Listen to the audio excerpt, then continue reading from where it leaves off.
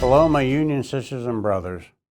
It's been a while since my last message, but I'm sure you realize this has been a busy time of year. Actually, that's an understatement. What we faced as a union this year were challenges unlike any I've seen before, not just as your president, but my entire career as a rural carrier. We've been fighting on multiple fronts: the real threat of privatization, the Department of Government Efficiency, or DOGE, at Postal Headquarters, demanding MOUs, the sudden resignation of the Postmaster General, a new Postmaster General coming in with unknown agendas, and a congressional budget that came dangerously close to gutting our retirement benefits and radically increasing retirement contributions for the new hires. All the while, we've also been engaged in negotiating, finalizing, ratifying, and signing a new collective bargaining agreement. I want to be clear. This is more than just a difficult moment. It's a defining one, and we can't afford to rest. Our jobs, our benefits, and the very future of rural mail delivery are still under attack. In Washington, during the reconciliation process that resulted in the One Big Beautiful Bill, I spent multiple days and countless hours meeting with senators and congressmen to make one thing clear: cutting federal worker benefits to fund tax breaks for the wealthy is wrong. Cutting rural carriers' benefits and breaking promises made is wrong, plain and simple. Because of your calls, your letters, your activism, and your actions, together, we beat back the worst parts of the bill that directly impacted our benefits. Rural carriers don't just deliver the mail, we are lifelines. We bring medicine, news, goods, and essentials to people and places no one else serves. When Congress cuts services, they isolate entire rural communities, the very communities we live in and the customers we serve. On July 24th and 25th in Jefferson County, West Virginia, the birthplace of rural free delivery, the NRLCA will be highlighting the important role of rural delivery at two events celebrating the 250th anniversary of the Postal Service.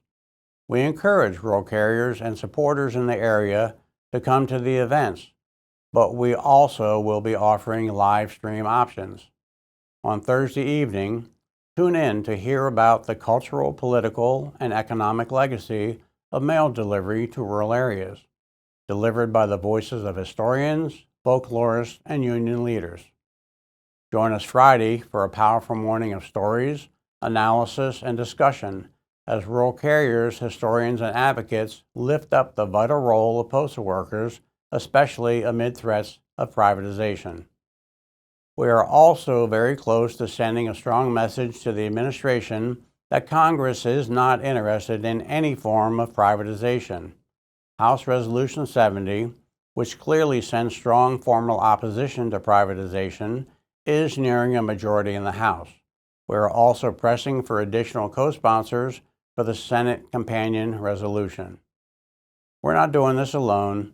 We're working shoulder to shoulder with other sister postal unions and our allies across the country. But at the end of the day, this union strength is you. It's every rural carrier who shows up, speaks out, and stands firm.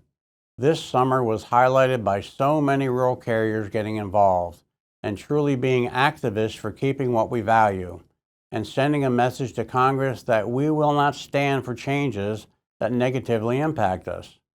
We came together at multiple rallies across the nation, and we pushed back against attempts to erode benefits we fought decades to attain.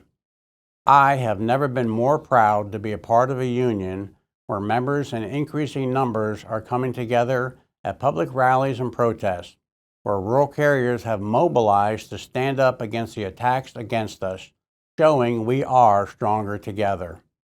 Our activism has grown, and we are gaining momentum. As we head to National Convention, we will be holding a rally where our numbers are expected to exceed anything that we have ever seen before.